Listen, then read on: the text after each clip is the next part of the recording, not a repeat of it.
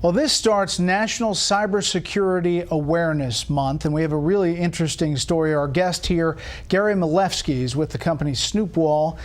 Gary, thanks for being here. It's an interesting and alarming story that you have about this study. I think this is bigger than Ebola right now because 500 million people are infected and they don't know it. But it's not them, it's their smartphones. So tell me the breakdown. How does this happen? So let me give you an example. If you went to the hardware store, you'd buy a flashlight and you'd turn it on and you'd use it to find your car keys at night or to do some work. We've all installed a flashlight app on our phones. This is the app that you put on and it just goes up. It's a flashlight. Exactly. And instead of being a normal flashlight, when you hit the on button, this flashlight app is kind of like a real flashlight from the hardware store, except it was made by Mr. Gadget. And it opens up and it says, Bret, can I have your name, address, credit cards, bank account information, family photos, videos, where you're located right now, and all your friends and contacts, and can I send that out over this little satellite dish attached to the flashlight? You probably wouldn't buy that flashlight and you wouldn't hit the on switch. But that's what's happening? That's what's happening. The top 10 flashlight apps today that you can download from the Google Play Store are all malware. They're malicious, they're spying, they're snooping, and they're stealing. So where does that information go? What happens to it? So I've been tracking down where it goes, and I've found 3 countries so far: China, India, and Russia. And they use it for various purposes, I guess? They use it pretty much, it seems, for criminal purposes, but if a nation state wants to collect a lot of information on Americans, this is a great way to do it because everybody installs a flashlight app. So what do you tell people? Don't install flashlight apps, period? In some cases, you actually have to not only uninstall it, but you have to factory reset your phone because they install Trojans that when you uninstall some of these flashlight apps, the Trojans are still installed, waiting to run and operate in the background while you're doing important things like mobile banking or reading your contacts list and things like that.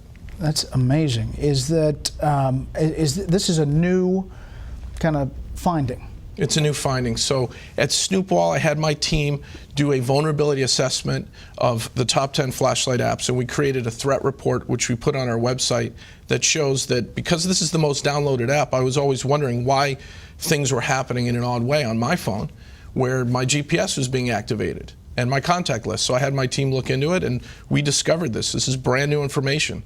Top 10 flashlight apps, 500 million downloads, all acting in a very malicious way. So if you're telling somebody now, what would you tell them to do? Drop that app and restart your phone? Drop the app, go back to where you bought your phone and ask them for help on a factory reset. Back up your contacts before you do a factory reset. Back up just core information that's important to you, maybe some family photos and your contacts list. And then really just go for a factory reset, which wipes all the hidden data areas where the malicious Trojans are getting installed. Now, are you hearing anecdotally that this is happening? People saying there's something weird's going on, or I mean, obviously you did your own investigation, but are people reporting it? People reported this to the FTC, and the number 2 flashlight app was sued by the FTC, and they just recently settled. They had 50 million downloads at the time, and Brightest Flashlight, which most of us have on our smartphones, had to, in the settlement, agree to put up a privacy policy before you run their app. The privacy policy, Bret, is 25 pages of legalese saying, yes, we spy on you, yes, we geolocate you, yes, we want your mobile data off your phone. We want all this info, accept or don't run our app. And most people don't read it and they hit accept. That was their settlement with the FTC.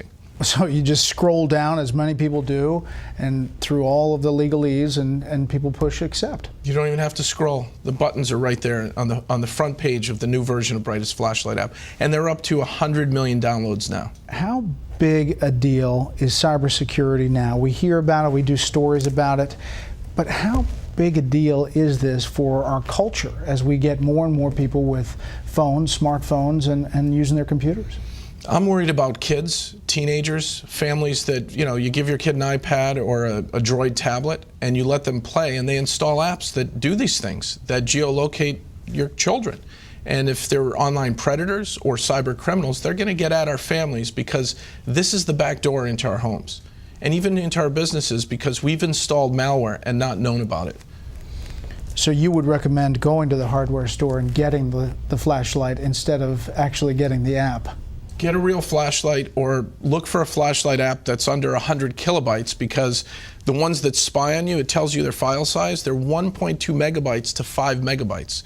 Those are big files to just turn the light on and off. So if you find a really, really tiny flashlight app, a privacy flashlight, you'll be safe. Wow, that is unbelievable news, and thank you for coming in. Again, the website? Snoopwall.com. Okay. Gary, thanks a lot. Bret, thank you.